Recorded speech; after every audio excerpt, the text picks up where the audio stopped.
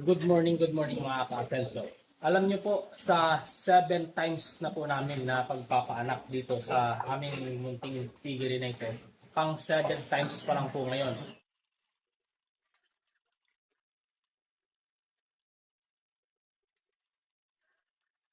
At ngayon ko lang po na-encounter na ganito po katakaw ang mga piglets sa edad nila na 32 days old.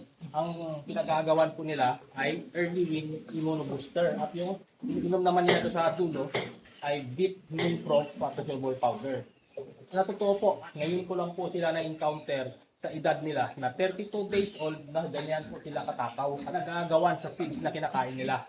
Dati, kung napapanood po ninyo yung mga previous video ko sa mga piglets, makikita po ninyo yung sukat na design ng sukat na binibigay ko po ngayon ay meron pa pong natitira. Pag magbigay po kami sa umaga, pagdating po ng tanghali, may kakaunti pa pong tira. Pero ngayon po, after po nilang mag-agawan yan, wala na pong tira yan.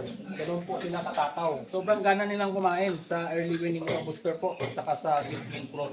Pero sobrang gana talaga ng mga bats na ito. Ito po ang tandaan niyo, every batch po magkakaiba ang performance ng mga piglets.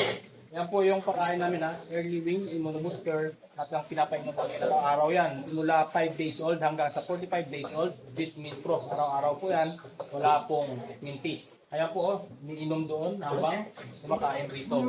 Sa makikitaan po natin ng paglobo ng pangangatawan ng mga ito sa edad nila na 36 days old. After natin mapurga sa ika-34 days old nila. Ngayon po ay 32 days old pa lang. Pagka nag-a-adjust pa po yung katawan nila dahil bagong walay lang po sila noong edad nila na 30 days old. 2 days pa lang silang independent sa kanilang nanay.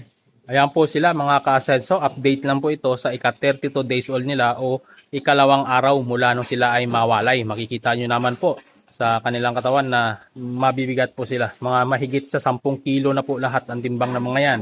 Sa nagtatanong kung ano po yung pagkakaintindi ko sa quality, gagawan po natin ng hiwalay na video yan mga ka-ased. So, hanggang dito na lang po.